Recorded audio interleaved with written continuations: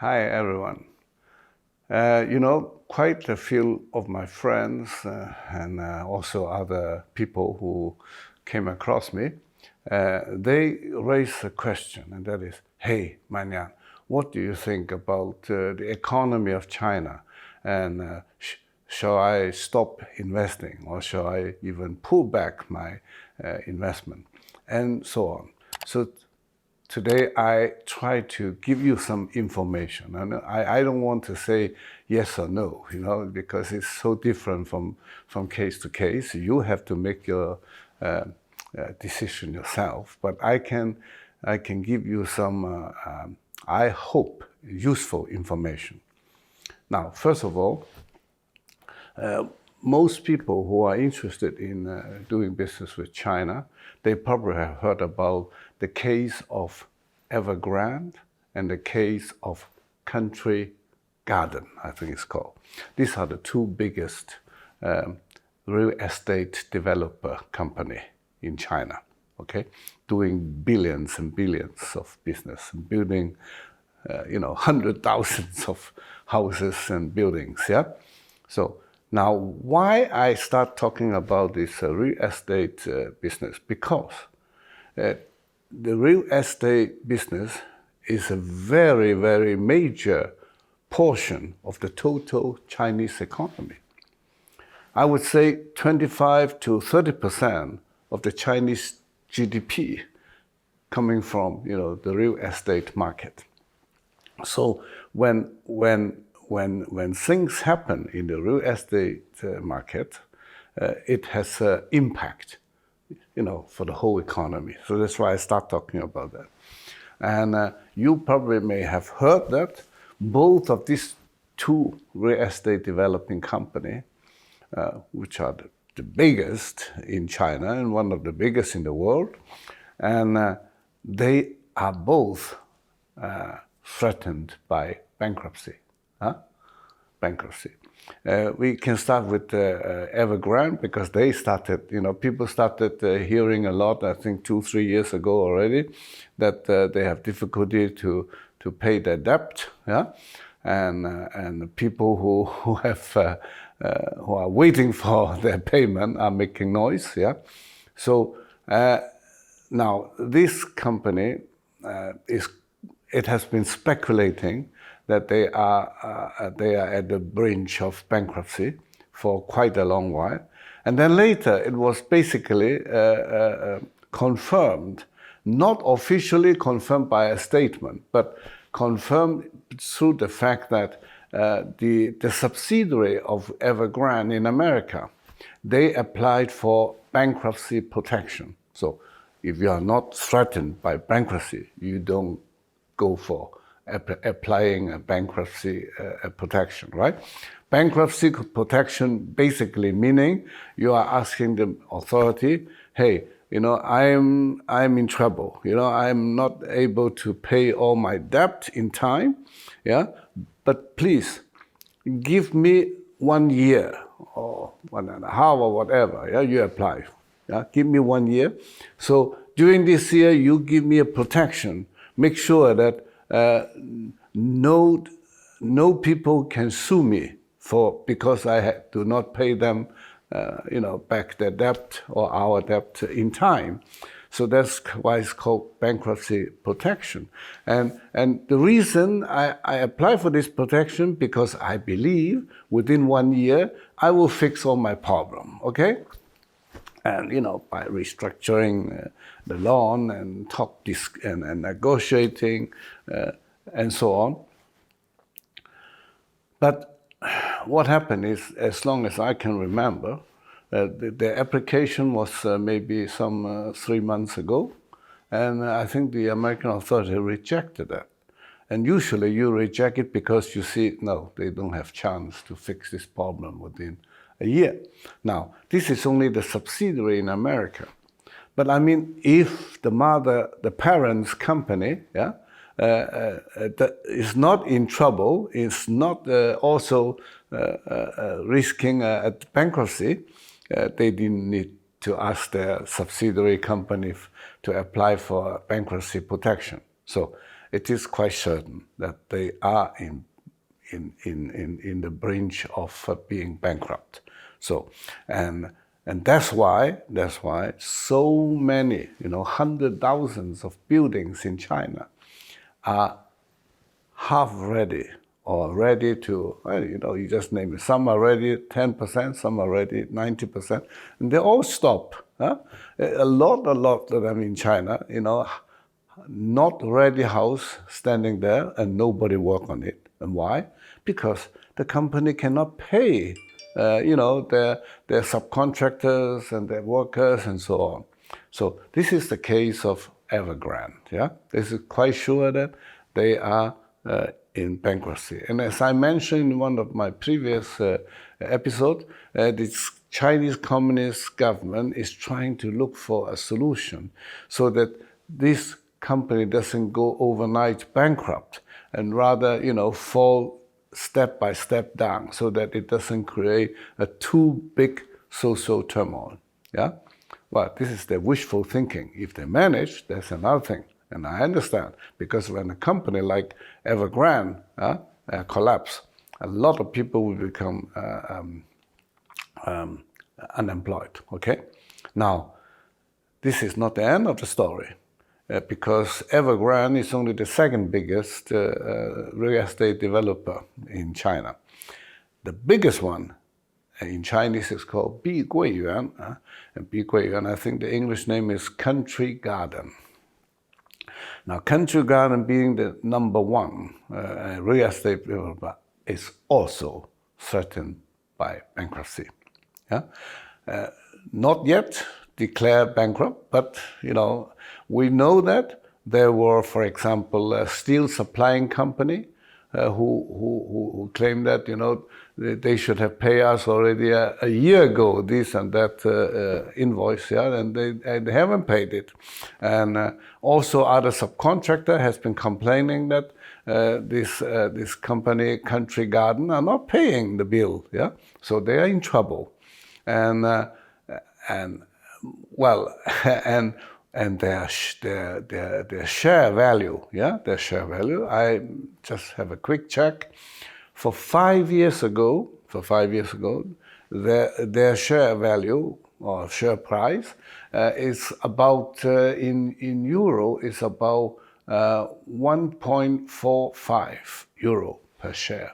1.45 euro per share. Guess how much is their share today? Well, 2 days ago, yeah, every share price is 0.073. 0.073. A fall from 1.45 euro to 0.07 euro. It's a huge fall. So, and I mean, people smelled it that this company is going to bankrupt, and I'm quite sure they will be bankrupt. And the latest information saying that the Chinese Communist Party is negotiating with an insurance company who is still making good business. Yeah, called Ping An. Yeah, and I don't know the English name, and to try to push this insurance company to acquire Country Garden. But this insurance company, up till now, they have denied that is the case. So anyway, now these two examples tell you the Chinese economy is in big trouble, because it is a we thought in the last 20 years, China is running like any other country in the free world, with the market economy and so on. No. If you think so, then you are totally wrong. I'm sorry to say that. It has never been one day a true market economy in China. They have only made use of some market economy element, yeah, like allowing private company to go for competition and go for international company, make money. So it did create a certain amount of fortune. But the Communist Party of China is one of the most power-hungry political party. So they will never let a private company really all the freedom to make their own decision. They get involved in a lot of things and destroying the market economy. As you know, I have explained to you guys many times that CCP, Chinese Communist Party, want to control everything, including private company.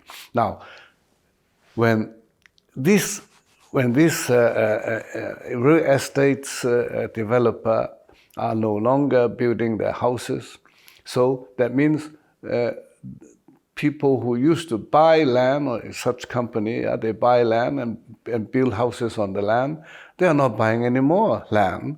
Now, from whom they buy the land?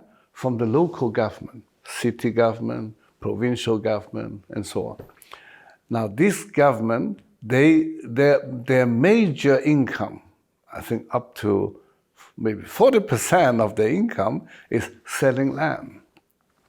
So now nobody's buying land. All these big developer, no matter Country Garden or Evergrande or the other, or at least the purchase of land has gone down tremendously.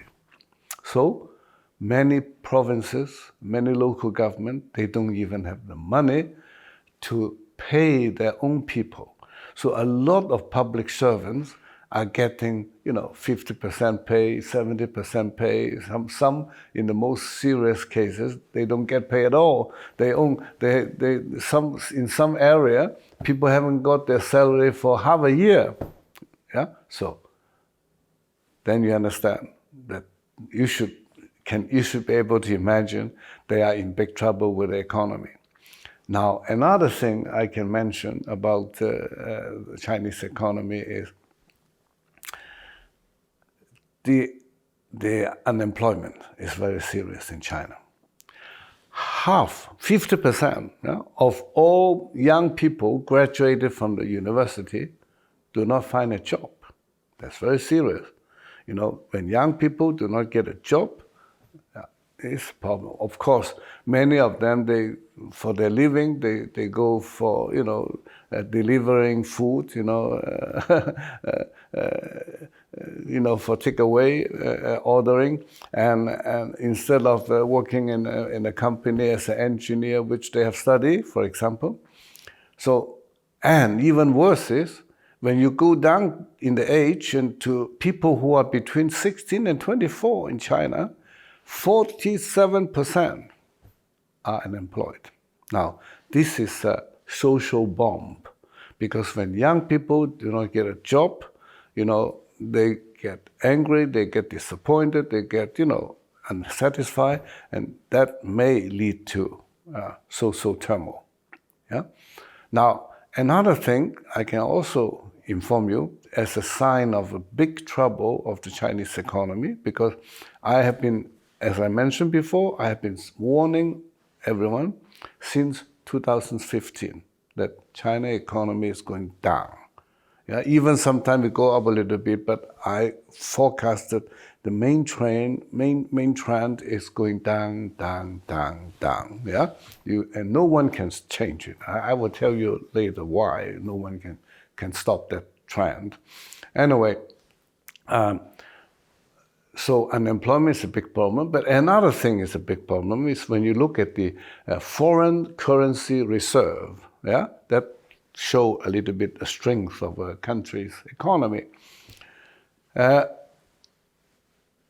Every year, the number of foreign currency reserve is going down, down, down. Yeah, right now it's still at the edge of something like in Chinese is 3万亿, that is about 3,000 billion, yeah, 3,000 billion, and which is a huge number. But it has been going down and down, and soon it will fall down under 3,000 billion US dollar.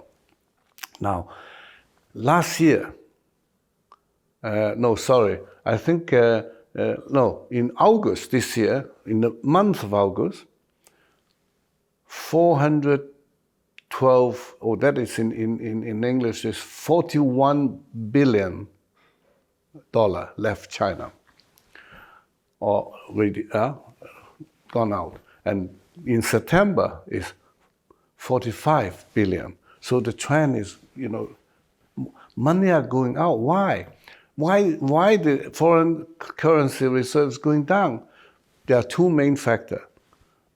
The money comes from export, okay? And export has been going down. Yeah, the export to Europe, export to North America, which is the main market for Chinese product, are going down, and in very high speed going down. So, and in the same time, foreign investment coming to China is also going down. So, because normally they bring some foreign currency reserve to you. And the third factor, Chinese rich people are using all methods to smuggle or to transfer, they call it, to transfer their money to foreign country. And all sorts of methods. And they are, the Xi Jinping government is trying to stop such outflow of foreign currency from China, or money in the whole. And it's difficult for them because rich people, usually they have business. So what they do is they smuggle out their private money, but make it look like it's an investment, it's a company money, to invest in Germany, in US, and so on. But actually, part of the money they transfer, for example, 10 billion or 10 million or billion, for investing a big project. But actually, 10% is their own money. They want to move it to a foreign country for safety. So, and that has been going on. So, what do you think about the Chinese economy? I won't invest in China, and I will be very careful in doing any business with the Chinese company. Yeah, nothing wrong with the Chinese people. Remember, it's the system created by the Chinese Communist Party. Now, before I round up today, the one thing a lot of people pay attention to is next week. Xi Jinping should come to San Francisco and to meet Joe Biden. Yeah, and so they have both sides wanted to talk to each other, and I guess what they really want to find out is, so what is your bottom line? What have you in your mind? How far you are going to go in different questions, and I think. The most important thing is, what China is going to do in the war in Ukraine, what China is going to do in Israel war, and in the South China Seas and Taiwan Strait. So that is what Joe Biden wants to find out. But also Xi Jinping, he also wants to find out, in case I attack Taiwan, what are you going to do? Are you really serious that you will use your own troop to fight with us? Yeah. So of course they would not raise the question that directly, but in the talk, I'm quite sure they try to feel how far you are going to go, from both sides, but Xi Jinping has less card than Joe Biden, because Xi Jinping himself is in big trouble, you know that he thought he was very good in taking power, not only as an exception that he continued with third mandate period, in the party and in the state apparatus, and he even managed that some of you may have seen it, that to kick out the former president and former party boss Hu Jintao from the 20th Congress of the Communist Party. It was basically by force carried out, and